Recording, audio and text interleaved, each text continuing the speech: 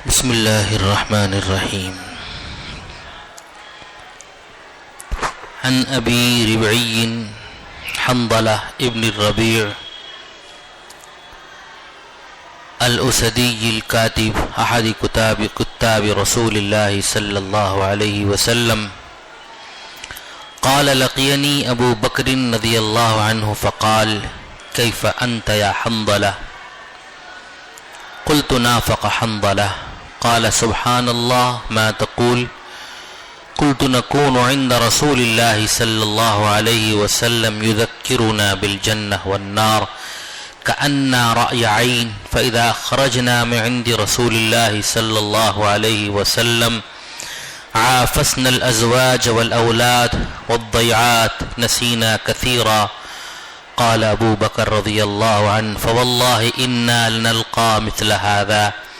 فانطلقت أنا وأبو بكر حتى دخلنا على رسول الله صلى الله عليه وسلم فقلت نافق حنظلة يا رسول الله. فقال رسول الله صلى الله عليه وسلم وما ذاك إلى آخر الحديث. حضرت ابو ربعی حنظلہ ابن ربیع حضور پاک صلی اللہ علیہ وسلم کے جلیل القدر صحابی ہیں، اور یہ کاتبین وحی میں سے ہیں۔ کاتبین وحی کا مطلب ہوتا ہے حضور پاک صلی اللہ علیہ وسلم کے اوپر جب وحی نازل ہوتی تھی تو آپ کے پاس جو صحابہ ہوتے تھے جو لکھنا پڑھنا جانتے تھے، آپ ان کو بلاتے اور ان سے وہ وحی لکھوا دیا کرتے تھے۔ ایسے تقریباً 56 صحابہ اکرام رضوان اللہ تعالی علیہم اجمعین کی فہرست ہے جو لکھنا پڑھنا جانتے تھے اور حضور صلی اللہ علیہ وسلم کی وحی لکھتے تھے۔ آپ پر جو وحی آتی تھی اللہ کا پیغام قرآن کریم، ان میں سے یہ بھی ہیں۔ اس کا مطلب یہ حضور کے بڑے قریبی ہیں اور حضور کے معتمد ہیں، جن پر اعتماد کیا جائے۔ ہر کسی پہ اعتماد نہیں کیا جا سکتا، تو جن سے لکھوایا جا رہا ہے، جن کو لکھوایا جا رہا ہے، ان کا قابل اعتماد ہونا ضروری ہے، کیونکہ آپ صلی اللہ علیہ وسلم لکھے پڑھے نہیں تھے۔ اس لیے جتنے بھی آپ کے کاتب ہیں، لکھنے والے، سب کے سب اعلیٰ درجے کے قابل اعتماد لوگوں میں سے ہیں۔ آپ کو ان پر پورا اعتماد ہے، یہ اس میں کمی بیشی نہیں کریں گے، خیانت نہیں کریں گے، آگے پیچھے کچھ نہیں کریں گے۔ انہوں نے فرمایا کہ ایک دن مجھے حضرت ابو بکر صدیق رضی اللہ تعالیٰ عنہ ملے، ان سے میری ملاقات ہوئی تو انہوں نے کہا کیف انت، عربی میں پوچھتے کیف انت، آپ کا کیا حال ہے، کیف حالک، کیف انت، یہ استعمال ہوتا ہے آپ کا کیا حال ہے، آپ کیسے ہیں۔ تو انہوں نے فرمایا نافق حنظلہ، اپنی حالت میں کیا بتاؤں، میرے احوال یہ ہے کہ میں تو منافق ہو چکا ہوں، اور اس وقت منافق ہونے کا مطلب کافر۔ تو انہوں نے کہا میری حالت یہ ہے کہ میں منافق ہو چکا ہوں۔ حضرت ابو بکر صدیق رضی اللہ تعالیٰ نے فرمایا سبحان اللہ ما تقول، کیا کہہ رہے ہو تم؟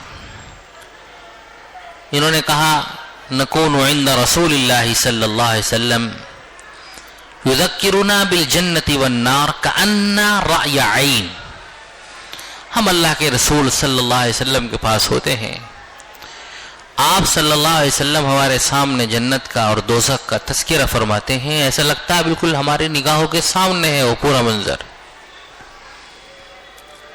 لیکن جب ہم اللہ کے رسول علیہ الصلاۃ والسلام کے پاس سے واپس اپنے گھر پہنچتے ہیں، فَإِذَا خَرَجْنَا مِنْ عِنْدِ رَسُولِ اللَّهِ عَافَسْنَا الْأَزْوَاجَ وَالْأَوْلَادَ وَالضَّيْعَاتِ نَسِينَا كَثِيرًا، اور پھر ہم اپنی بیوی، بچوں، اولاد، کاروبار وغیرہ میں مشغول ہوتے ہیں تو اور بہت سی چیزیں بھول جاتے ہیں۔ حضور پاک صلی اللہ علیہ وسلم کے پاس جو کچھ سنتے ہیں، دیکھتے ہیں، جو محسوس کرتے ہیں، گھر میں آنے کے بعد وہ کیفیت ہماری باقی نہیں رہتی ہے، بھول جاتے ہیں. قال ابو بکر رضی اللہ عنہ فواللہ انا لنلقا مثل هذا.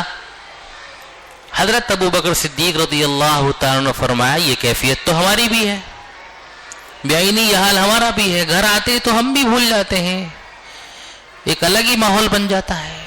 حضور کے سامنے کا جو ماحول ہوتا ہے وہ ماحول نہیں رہتا ہے. حضرت ابو بکر صدیق رضی اللہ تعالیٰ عنہ سے انہوں نے کہا کہ چلو پھر حضور کے پاس چلیں. فانطلقت انا و ابو بکر، دونوں ہم چلے. حتی دخلنا علی رسول اللہ، آپ صلی اللہ علیہ وسلم کی خدمت میں حاضر ہوئے. آپ وہی مسجد نبوی میں تشریف فرما تھے. فقلت، میں نے ہی آگے بڑھ کر، حضرت حنظلہ فرماتے میں نے ہی آگے بڑھ کر کہا نافق حنظلہ، یا رسول اللہ حنظلہ تو منافق ہو گیا. فقال رسول اللہ صلی اللہ علیہ وسلم وما ذاک، وہ کس لیے اور وہ حالت کیا ہے جس کی بنیاد پر تم یہ کہہ رہے ہو کہ نافق حنظلہ، حنظلہ منافق ہو گیا. قلت یا رسول اللہ نکون عندک تذکرنا بالنار والجنہ کأننا رأی عین. یہ اللہ کے رسول ہم آپ کے پاس ہوتے ہیں، آپ ہمارے سامنے جنت کا اور دوزخ کا تذکرہ کرتے ہیں، ایسا لگتا ہے بالکل ہماری آنکھوں کے سامنے ہے پورا منظر. فَإِذَا خَرَجْنَا مِنْ عِنْدِكَ، جب ہم آپ کے پاس سے نکل کر گھر پہنچتے ہیں، عَافَسْنَا الْأَزْوَاجَ وَالْأَوْلَادَ وَالضَّيَعَاتِ، اور اولاد بیویوں کے ساتھ اور کاروبار میں مشغول ہوتے ہیں، نسینا کثیرا، بہت ساری چیزوں کو بھلا دیتے ہیں. فقال رسول اللہ صلی اللہ علیہ وسلم والذی نفسی بیدی لو تدومون على ما تكونون عندي وفي الذكر لصافحتكم الملائكة على فرشكم. اللہ کے رسول صلی اللہ علیہ وسلم نے فرمایا کہ اس ذات کی قسم جس کے قبضے میں میری جان ہے، والذی نفسی بیدی، جس کے قبضے میں میری جان ہے، یعنی اللہ کی قسم، لو تدومون على ما تكونون، فرمایا آپ نے کہ اگر تمہاری حالت ہمیشہ ایسی رہے جیسی اس وقت ہوتی ہے جب تم میرے پاس ہوتے ہو یا جب تم ذکر میں مشغول ہوتے ہو، تو فرشتے بستروں اور راستوں پر تم سے مصافحہ کیا کریں. لیکن یہ حنظلہ ساعتن و ساعتن، وقت وقت وقت، 3 مرتبہ فرمایا، یعنی کسی وقت یہ حالت ہوتی ہے، کسی وقت یہ حالت ہوتی ہے. تمام وقتوں میں حالت ایک سی رہے یہ ضروری نہیں ہے.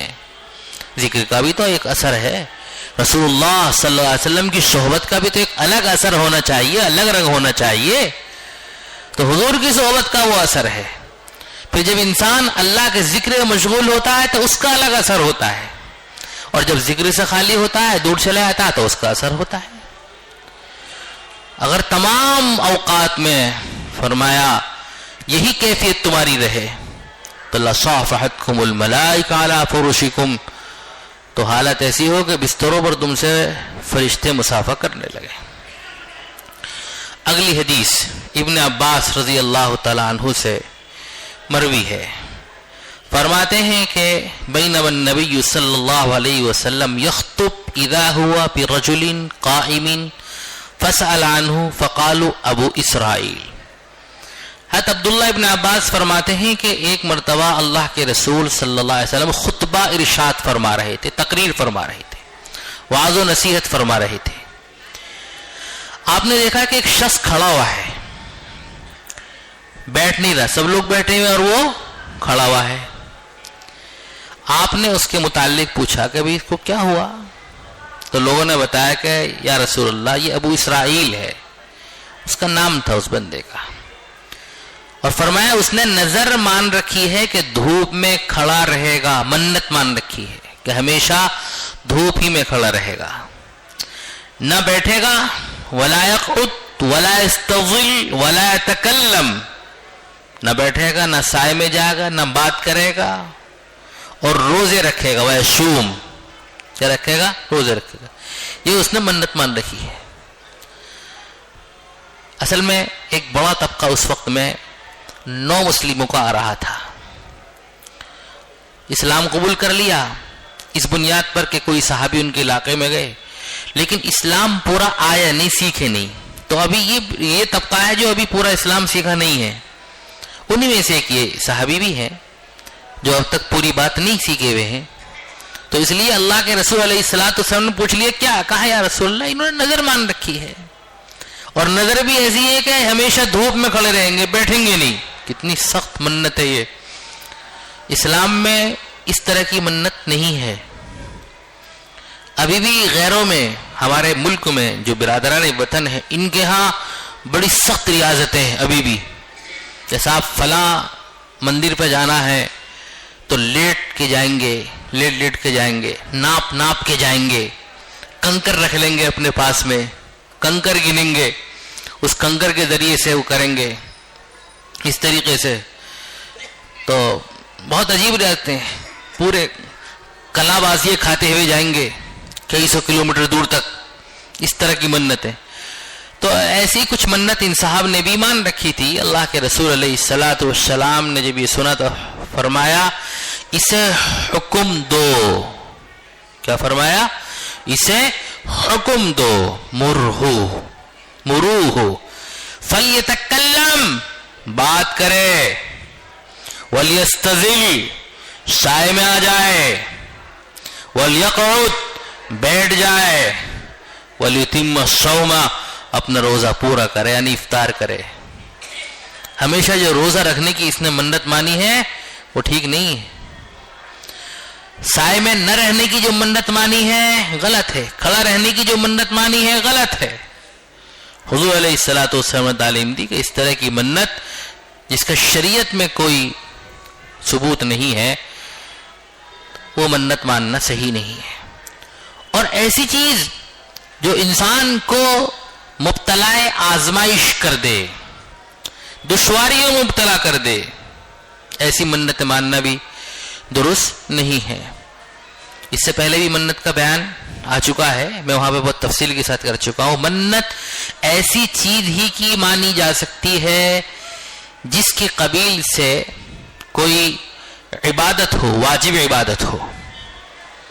جیسے کہ مثال کے طور پر نماز کی منت مانے، روزے کی منت مانے، صدقے کی منت مانے.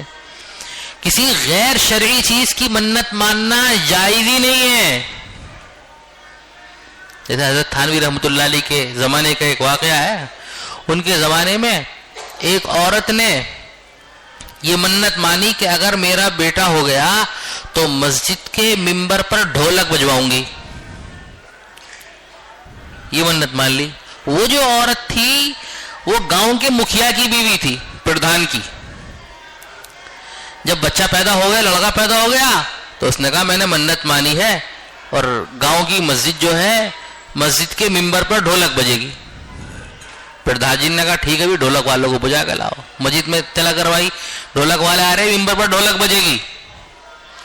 تو مسجد کے امام صاحب نے اور دیگر لوگوں نے اعتراض کیا بھائی یہ تو جائز نہیں، غلط ہے، ڈھول کیسے بج سکتا ہے. لیکن یہ ٹھہرے ٹھاکر، انہوں نے لٹھ نکال لی اور کہا کہ نہیں صاحب ڈھولک تو بجے گی، ہماری بیوی نے منت مانی ہے، ڈھول بجے گا.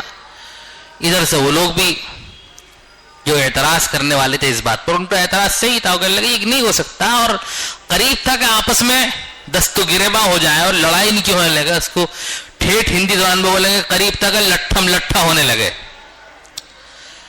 تو ایسے حالات آ گئے. حضرت تھانوی رحمۃ اللہ کے پاس لوگوں نے مسئلہ بھیجا. اس وقت کے وہاں کے بڑے عالم وہی تھے. تو حضرت نے فرمایا بھائی جو منت مانی ہے اس کا پورا کرنا جائز ہی نہیں ہے، وہ غیر شرعی منت ہے، لہذا لڑنے کی ضرورت نہیں ہے. پردھان کے صاحب کے سامنے یہ مسئلہ آیا تو خیر وہ بھی خاموش ہو گئے، پیچھے کو ہٹ گئے. تو یہ جو منتیں مانی جا رہی ہیں یہ غلط ہے. اس لیے اللہ کے رسول صلی اللہ علیہ وسلم نے فرمایا کہ اس کو چاہیے کہ بیٹھے، سائے میں آئے اور اپنے روزے کو پورا کرے. اور حضور نے باقاعدہ حکم دو اسے، میرا حکم پہنچاؤ. باب فی المحافظۃ علی الاعمال، اعمال کی محافظت کا بیان. محافظت کا معنی حفاظت. اعمال کر تو لیے، لیکن کرنے کے بعد جو اعمال کیے ہیں ہم نے وہ محفوظ بھی رہے، ان کا ثواب محفوظ رہے، اس کی بھی فکر رہنی چاہیے. ہم اعمال پہ اعمال کرتے چلے جا رہے ہیں لیکن حفاظت کا بندوبست نہیں ہے. تو اس کی مثال ایسی ہے کہ ایک کور ہے پلاسٹک کا, اس میں اوپر سے آپ پانی بھر رہے ہیں اور نیچے سے 2-4 سوراخ کر دیا آپ نے. پانی بھرتے رہیں گے اور سوراخوں سے نیچے سے پانی نکلتا رہے گا, وہ کور کبھی فل ہو ہی نہیں سکتا ہے. تو اسی طریقے سے اگر ہم اعمال کر رہے ہیں تو ان کو محفوظ بھی رکھو, نور باقی رہتا ہے. اللہ والوں میں اور ہم میں یہ فرق ہوتا ہے کہ وہ اعمال کرتے ہیں, جو بھی کرتے ہیں محفوظ ہوتا ہے, اور ہم جو کرتے ہیں سب تباہ و برباد کر دیتے ہیں. کبھی اس کی غیبت کر لی, برائی کر لی. ہمارے جو اعمال ہم نے کیے وہاں پہنچ گئے. رات بھر انسان نے محنت کی, تہجد کی نماز پڑھ لی, رویا دھویا, اللہ سے دعا مانگی, مناجات میں مشغول رہا, فجر تک ذکر تلاوت میں رہا, فجر کی نماز پڑھ لی, فجر کے بعد 2 دوست مل گئے اور کسی کا تذکرہ شروع ہوا, حضرت نے کسی کی غیبت کر دی. رات کی کتنی محنت ہوتی ہے صاحب, اٹھنا کتنا مشکل ہوتا ہے, سارا کا سارا ختم معاملہ. اسی طریقے سے رات بھر ایک انسان نے عبادت کی, عبادت میں بڑی محنت کی, خوب رویا دھویا, اللہ کے سامنے گڑ گڑایا, تلاوت کی, ذکر کیا. دوپہر کے وقت میں یا صبح کے وقت میں یا تو واکنگ کو گیا پارک میں اور وہاں پر بدنگاہی ہو گئی اس کی, سامنے کوئی چمکی نہیں آئی اور انسان نے اس پر اپنی نگاہیں جما دی. نگاہ پڑتے ہی ہٹانا یہ حکم ہے شریعت کا, لیکن نگاہ جما لینا یہ حرام ہے.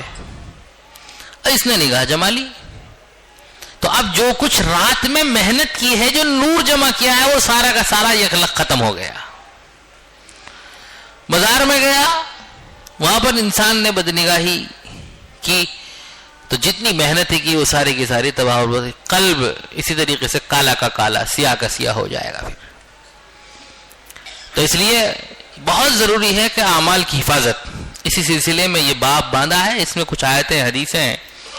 سب سے پہلے اللہ پاک کے یہ ارشاد انہوں نے بیان کیا ہے, الم یأن للذین آمنوا ان تخشع قلوبهم لذکر اللہ وما نزل من الحق ولا يكونوا كالذين اوتوا الكتاب من قبل فطال عليهم الامد فقست قلوبهم وكثير منهم فاسقون.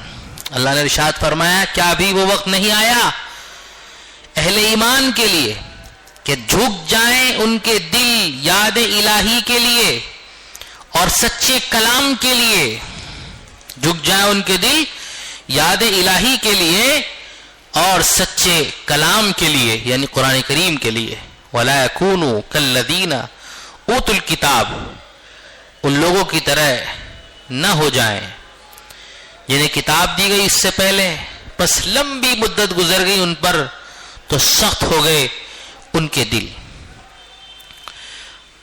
یہ آیت جو نازل ہوئی ہے اس کا ایک شان نزول بھی ہے, پس منظر بھی ہے.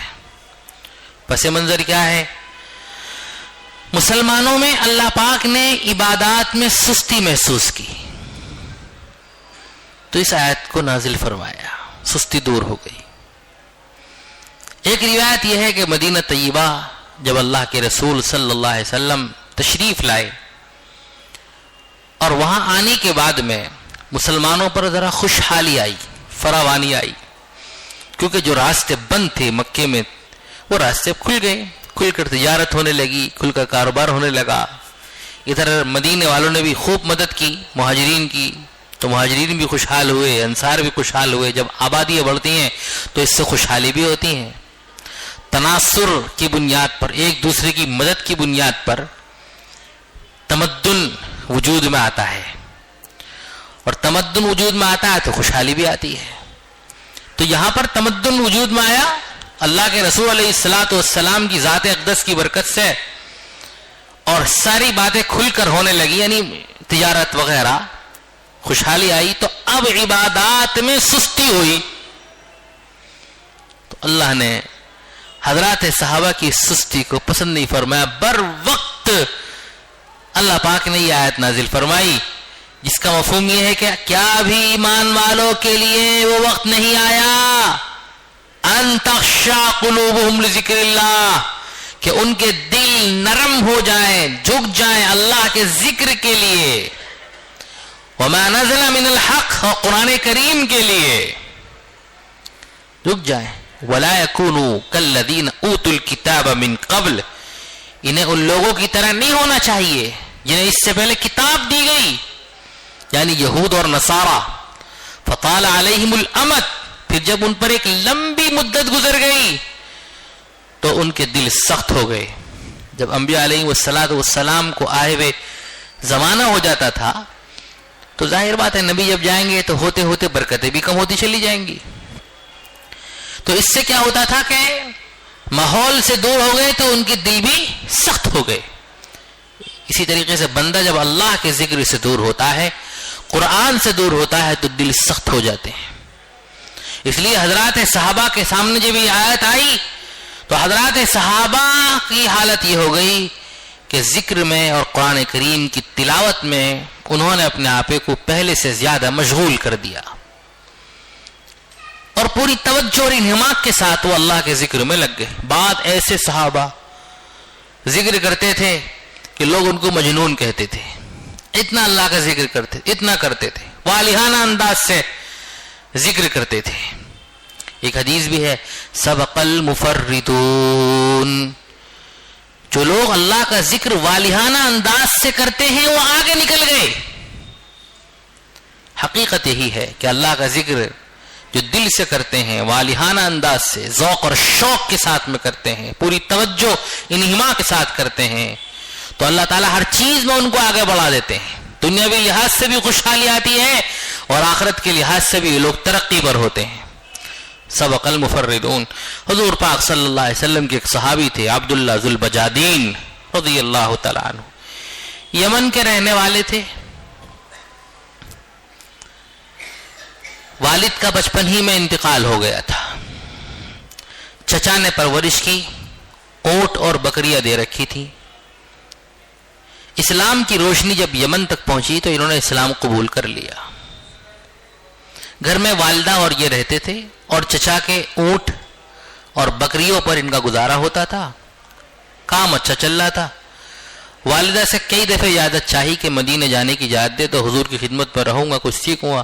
والدہ کہتی تھی بیٹا مجھے کون دیکھے گا، ایک تو ہی تو میرا سہارا ہے. تو اپنے والدہ محترمہ کی وجہ سے رک جایا کرتے تھے.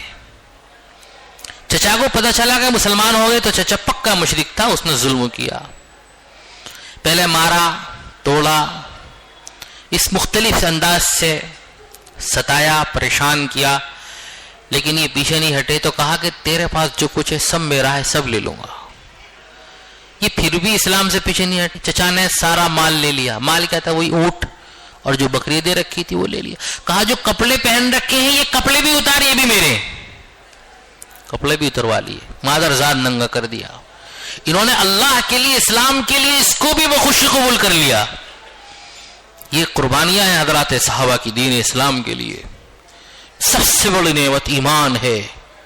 سب کچھ قربان کرنے کے بعد ایمان ہاتھ آ جائے تو یہ بھی سستا سودا ہے. ایمان نہیں جانا چاہیے، کچھ بھی ہو جائے چاہے. عبداللہ ذو البجادین نے ایمان کے لیے اپنے کپڑے بھی اتار دیے. نہیں چاہیے مجھے. گھر تشریف لائے، دروازہ کھٹکھٹایا، امی جان سے کہا امی جان کوئی کپڑا دو، میں ننگا ہوں. چچا نے کپڑے بھی چھین لیے. امی جان نے ایک کمبل پھینکا باہر، چھوٹی چھوٹی دیواریں ہوتی تھیں، اوپر سے پھینک دیا. اس کے 2 ٹکڑے کیے، ایک ٹکڑا نیچے باندھا، ایک اوپر ڈال دیا. کہا امی جان چچا نے سب لے لیا، کپڑے بھی اتار لیے. امی جان نے بیٹے کی حالت دیکھی تو کہا بیٹا میں تو کیسے بھی زندگی گزار لوں گی، میرے اور بھی اہل خاندان ہیں، لیکن تیرا یہاں رہنا مشکل ہو گیا. تیرے پاس کچھ نہیں رہا. میں اب تجھے اجازت دیتی تو مدینے چلا جا. یہ مدینے گئے. گرمیوں کا زمانہ تھا، جب کپڑے پورے بدن پر نہیں ہوتے تو لو لگ جاتی ہے، دھوپ لگ جاتی ہے، اور بھوک، کھانا پینا بھی نہیں ہے. ایسی حالت ہو گئی کہ جب مدینے پہنچے ہیں تو بے ہوش ہو کے گر جاتے تھے. اس حال میں اللہ کے رسول علیہ الصلوۃ والسلام کی خدمت میں ان کو پہنچایا گیا. اللہ کے رسول علیہ الصلوۃ والسلام نے شفقت فرمائی، حالات سنے، آپ کو پیار آیا، دل بھر آیا، قریب کیا اور کہا تم میرے مہمان ہو، صفہ پہ رہو. صفہ پہ ایسے صحابہ رہتے تھے جو اس طرح سے آتے تھے اور حضور کے مہمان ہوتے تھے. اہل مدینہ ان کی ضروریات کا خیال رکھتے تھے، اس لیے ان کو مہمان رسول کہتے تھے. ان کا کام یہ ہوتا تھا ذکر کرتے، تلاوت کرتے، حضور پاک جو ارشاد فرماتے اس کو محفوظ کرتے، پڑھنا پڑھانا عبادت کرنا ان کا کام ہوتا تھا. حضور کو کہیں ضرورت ہوتی تھی دعوتی وفد بھیجنے کی تو آپ ان کو بھیجا کرتے تھے، یا کوئی لشکر فوراً تیار کرنا ہوتا تو آپ علیہ الصلوۃ والسلام ان کو بھیجتے تھے. گویا حضور کا یہ ایک ایسا حفاظتی دستہ تھا جو ہمہ وقت مستعد اور تیار رہتا تھا، بر وقت کوئی ضرورت آن پڑے اور فوراً ان کو تیار کر کے بھیجا جائے. حضور کے دروازے پہ ہر وقت یہ لوگ رہتے تھے. یہ جب ذکر کرتے تھے تو والہانہ انداز سے ہوش کھو بیٹھتے تھے، اللہ کا ذکر ایسے کرتے تھے، پھر ان کی آواز بھی بلند ہو جاتی تھی. ایک دفعہ حضرت عمر بن خطاب رضی اللہ تعالیٰ عنہ حضور صلی اللہ علیہ وسلم کے پاس بیٹھے ہوئے ہیں، یہ ذکر کر رہے تھے اور ذکر میں ذوق شوق اتنا بڑا کہ آواز بلند ہونے لگی اور بے قابو ہو گئے.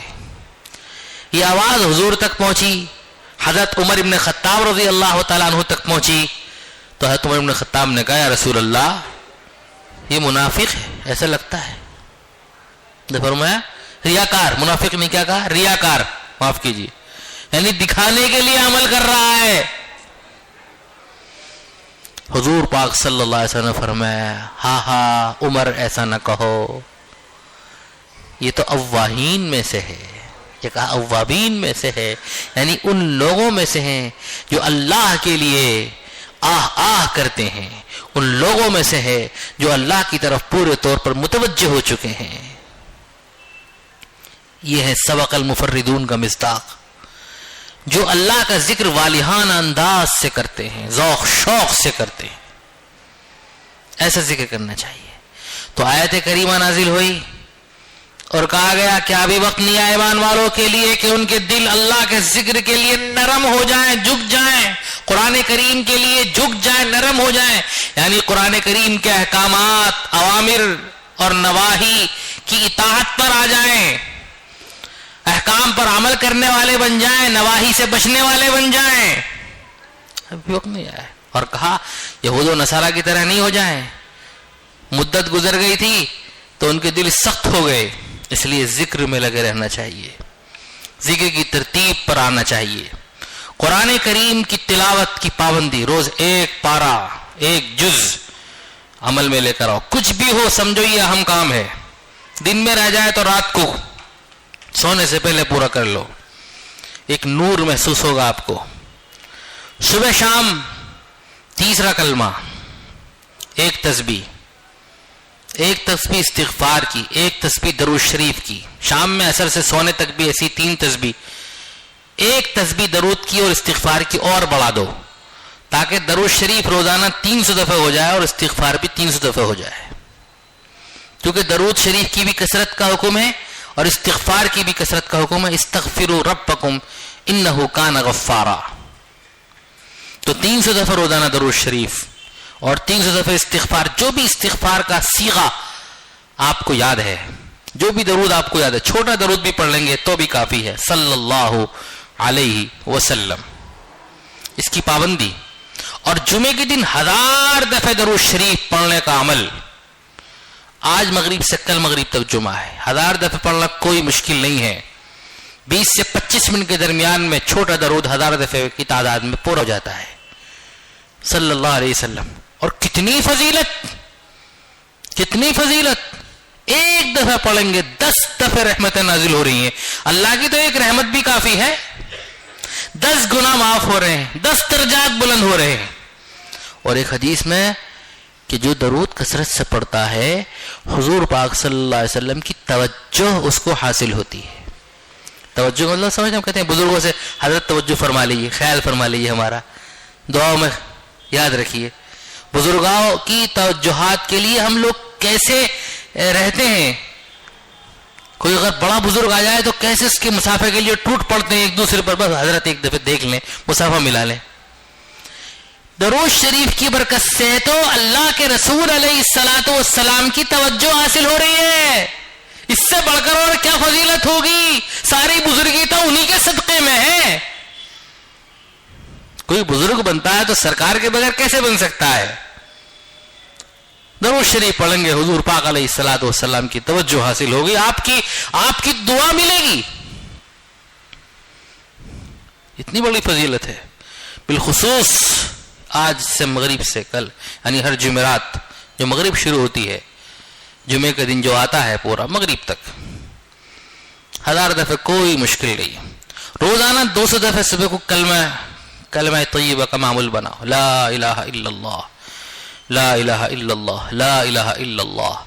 10-15 دفعے کے بعد میں محمد الرسول اللہ آپ اس میں ملا لیجئے. اس کا ایک فائدہ یہ ہوگا، شام تک گناہوں سے حفاظت رہے گی. فضیل ابن عیاض رحمہ اللہ ایک بڑے درجے کے بزرگ ہیں. کتنے بڑے درجے کے بزرگ ہیں بتاؤ؟ ایک دفعہ ہارون رشید نے اپنے وزیر سے کہا، جعفر ابن یحییٰ ابن جعفر برمکی، کہ مجھے کچھ بے چینی سی محسوس ہو رہی ہے. آج تم کسی اللہ والے سے ملاقات کراؤ جس کے پاس بیٹھ کر، جس کی صحبت سے قلب کو سکون ملے، آخرت کی طرف توجہ ہو. کون کہہ رہا ہے؟ ہارون رشید.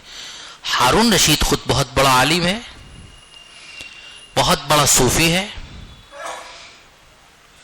ایک سال جہاد کو جاتا ہے، ایک سال حل کو جاتا ہے. روزانہ رات کو 100 رکعت نماز تہجد کی پڑھتا ہے. اس زمانے کے اولیاء بھی نہیں پڑھتے. وہ بادشاہ ہو کر 100 رکعت نماز تہجد کی پڑھتا تھا. اور بادشاہت کتنی بڑی، اس نے ایک دفعہ ایک بادل کے ٹکڑے کو دیکھا تو کہنے لگا، امطری حیث شئت فقد یأتینی خراجک، تو جہاں چاہے جا کے برسنا، تیرا خراج ٹیکس مجھ تک ہی پہنچے گا. اتنا بڑا ایریا تھا اس کی حکومت میں، جیسے آج ہندوستان ہے ایسے 2 اور ملا کے ایریا. اتنی بڑی حکومت تھی اس کی. وہ کہتا ہے اپنے وزیر سے، جعفر ابن یحییٰ برمکی سے، کہ میری ملاقات کسی اللہ والے سے کراؤ، دل میں کچھ سکون ہو جائے، بے چینی محسوس ہو رہی ہے، آخرت کی طرف رغبت چاہتا ہوں. تو وہ ایک بزرگ کے پاس لے گئے، ان سے ملاقات کی تو کہا، تسلی نہیں ہوئی. کہا حضرت ایک اور کے پاس لے کے جا رہا ہوں، لیکن دروازہ مشکل سے کھلے گا، دعا کرتے ہوئے چلو ان کا دروازہ کھل جائے. تو فضیل ابن عیاض رحمہ اللہ کے دروازے پر بادشاہ کو لے کر آئے. دروازہ کھٹکھٹایا، کون؟ جعفر ابن یحییٰ برمکی، اور ساتھ میں امیر المؤمنین. امیر المؤمنین کا کیا کام فقیر کے دروازے پر؟ رات کا وقت ہے، اللہ سے کچھ مناجاتیں کر رہا ہوں، معاف کرو. دروازہ نہیں کھل سکتا. تو کہا امیر المؤمنین کا حکم ہے، چونکہ قرآن پاک میں اطیعوا اللہ واطیعوا الرسول واولی الامر منکم، اللہ کی بھی اطاعت کرو، رسول کی بھی اطاعت کرو، بادشاہ کی بھی اطاعت کرو. تو کہا امیر المؤمنین ساتھ میں ان کا حکم ہے. دروازہ کھولیا، اس سے ملنا چاہتے ہیں، دروازہ کھول دیا. بیٹھے، بات چیت ہوئی. اس بات چیت میں انہوں نے کچھ 2-4 نصیحتیں کی ہیں جس سے ہارون رشید بہت متاثر ہوئے، اور اتنے متاثر ہوئے، اتنے روئے کہ ان کی پوری داڑھی آنسوؤں سے تر ہو گئی. اور اس کے بعد میں پھر اشرفیوں کا ایک توڑا، ایک تھیلی ہوتی تھی، کور ہوتا تھا، اس میں 1000 اشرفی ہوتی تھی. وہ پیش کی، حضرت اپنی ضرورت میں لے لیجیے گا، ہماری طرف سے ہدیہ ہے. حضرت نے فرمایا کچھ میری طرف سے بھی تحفہ قبول کرو. سو کی روٹی رکھ دی، کھاؤ. بادشاہ سو کی روٹی کہاں جاتی تھی؟ کہا کیا تم چاہتے ہو کہ جیسے خشک روٹی تمہارے حلق میں نہیں جائے، یہ اشرفی بھی میرے حلق میں ٹک جائے؟ مملکت میں بہت سارے ضرورت مند ہیں، یہ ان کا حق ہے، ان پر تقسیم کرو، مجھے اسی حال میں رہنے دو. ہارون رشید روتے ہوئے باہر آئے، پوری داڑھی آنسوؤں میں تر ہے، اور کہتے ہیں کہ آج تم نے ایک اللہ والے سے میری ملاقات کرائی ہے، میں تمہارا بڑا شکر گزار ہوں. وزیر جعفر ابن یحییٰ برمکی کے شکریہ ادا کیا اور کہا میری دن کی دنیا بدلی ہے ان کے پاس میں آ کر. ایسے ہی لوگوں کی ضرورت ہے امت کو. یہ جو فضیل ابن عیاض ہیں، ان کی زندگی ایک وقت بڑی عجیب و غریب گزری ہے. میں نے واقعہ ان کا اس لیے سنایا، یہ سنا رہا ہوں کیونکہ یہ آیت ہے، یہی آیت ان کی زندگی میں انقلاب کا سبب بنی، کہتے ہیں ٹرننگ پوائنٹ، اسی سے ان کی زندگی بدلی ہے۔ یہ ڈاکو تھے، بہت بڑے ڈاکو، ایسے بڑے ڈاکو بغداد کے اطراف میں اور یمن کے بیچ میں کہ جب قافلے ادھر سے گزرتے تھے تو لوگ کہتے تھے اس راستے پہ جانا فضیل بیٹھا ہوا ہے، قافلوں کو ڈرایا جاتا تھا، اکیلے سفر نہیں کرتے تھے، لیکن قافلے بھی لٹ جایا کرتے تھے تو کیونکہ ان کے ساتھ ایک جماعت تھی۔ اسی طرح کا ایک قافلہ جا رہا تھا، قزاقوں نے اس پر حملہ کیا، ڈاکوؤں نے، اور سب وہ نہیں کے ڈاکو تھے، ان پر حملہ کیا۔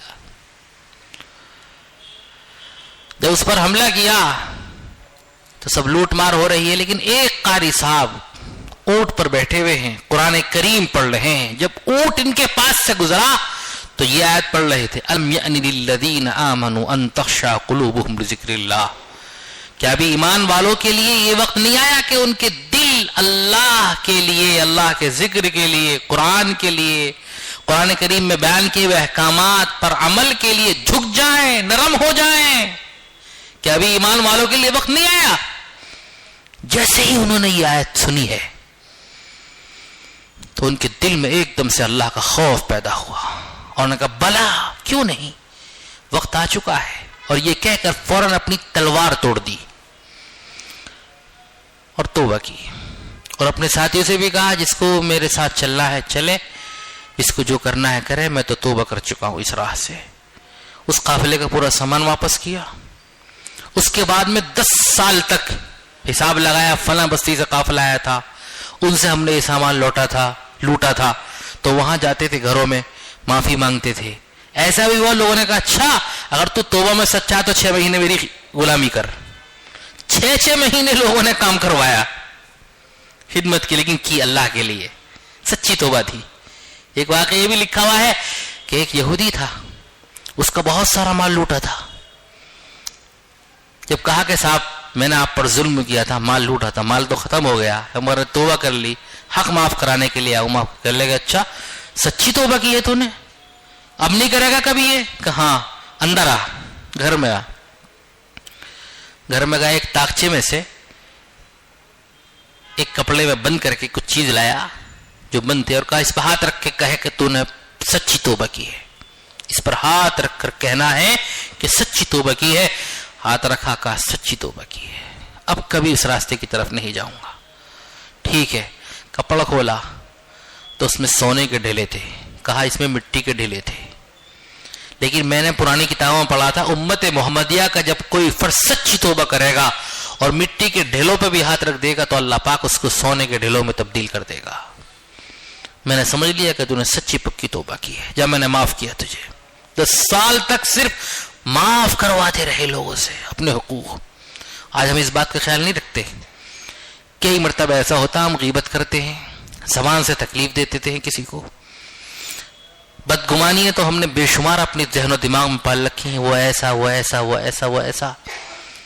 دوستو یہ سب حقوق العباد کی قبیل سے ہیں۔ اللہ بھی اس وقت معاف نہیں کرتے جب تک بندہ ہمیں معاف نہ کر دے۔ یہ بڑا اہم معاملہ ہے حقوق العباد کا، اس لیے کبھی بھی کسی کی غیبت نہ کرو، کسی کو برا نہ چاہو۔ وَلَا يَغْتَبْ بَعْضُكُمْ بَعْضًا۔ سفیان ثوری علیہ رحمہ سے کسی نے پوچھا امام ابو حنیفہ کے بارے میں کیا کہتے ہو؟ کہا بخیل۔ ارے کیوں بخیل؟ وہ تو بڑے فیاض دریا دل ہیں، کتنے لوگوں کو اپنے یہاں سے کھلاتے ہیں۔ فرمایا بخیل اس معنی کر کہا کہ وہ کبھی کسی کی غیبت نہیں کرتے، دنیا ان کی غیبت کرتی ہے، تو لوگوں کی نیکیاں سمیٹتے ہیں، کیونکہ یہ لکھا ہوا ہے کہ جو آدمی کسی کی غیبت کرتا ہے تو غیبت جو کرنے والا ہے اس کی نیکیاں اس کو مل جاتی ہیں جس کی غیبت کی جا رہی ہے۔ کہا امام صاحب سب کی نیکیاں اکٹھی کر رہے ہیں، وہ کسی کی برائی نہیں کرتے، جو اہل حق ہوتے ہیں، کام کرنے والے ہوتے ہیں، معلوم یہ وہ برائی بھی انہی کی جاتی ہے، برائی بھی انہی کی جاتی ہے، حذف ملامت اور حذف تنقید بھی انہی کو بنایا جاتا ہے، انگلیاں بھی انہی کی طرف اٹھتی، جو خاموش ہو ایک طرف سے کٹ تھک کے بیٹھے اسے کون کچھ کہے گا، لیکن جو کام کرتا ہے لوگوں کے سامنے آ کر اس پر انگلی بھی اٹھتی ہے۔ تو ان چیزوں سے گھبرانا نہیں چاہیے، کرنے والے کرتے رہیں, آگے بڑھتے رہیں. ہاتھی جب چلتا ہے تو کتے بھونکتے ہیں, مڑ کر نہیں دیکھتا. جو دین کا کام کرنے والے لوگ ہیں یا اسٹیج پر آ کام کرنا چاہتے ہیں, اللہ نے ان کو موقع دیا ہے, کرتے رہیں. پتہ چلے کوئی ہماری برائی کر رہا ہے, دعا کر دے, اللہ ان کو ہدایت دے دیجیے, توبہ کی توفیق دے دیجیے, عافیت دے دیجیے. ہمارے شیخ نے ہم کو یہ 3 دعا سکھائی ہیں. اگر تمہارا کوئی بدخواہ ہے اس کے لیے بھی دعا کرو, مگر دعا کیسے کرنی ہے وہ بھی سنو. اللہ اسے توبہ کی توفیق دو, ہدایت دو, عافیت دو. کیونکہ اگر آپ نے اور دعائیں کی اور توبہ نہیں ملی تو پھر کرے گا وہ, پھر پریشان کرے گا تمہیں وہ. اس لیے پہلے توبہ کی دعا کرو, اللہ اس کو توبہ کی توفیق دو, ہدایت دو, عافیت دو. وآخر دعوانا الحمدللہ رب العالمین. الحمدللہ رب العالمین, والصلاة والسلام على سید الانبیاء والمرسلین محمد وعلى آلہ وصحبہ اجمعین. ربنا آتنا في الدنيا حسنة وفي الآخرة حسنة وقنا عذاب النار وقنا عذاب القبر وقنا عذاب الحشر وقنا فتنة المسيح الدجال. اللهم احسن عاقبتنا في الأمور كلها وأجرنا من خزي الدنيا وعذاب الآخرة.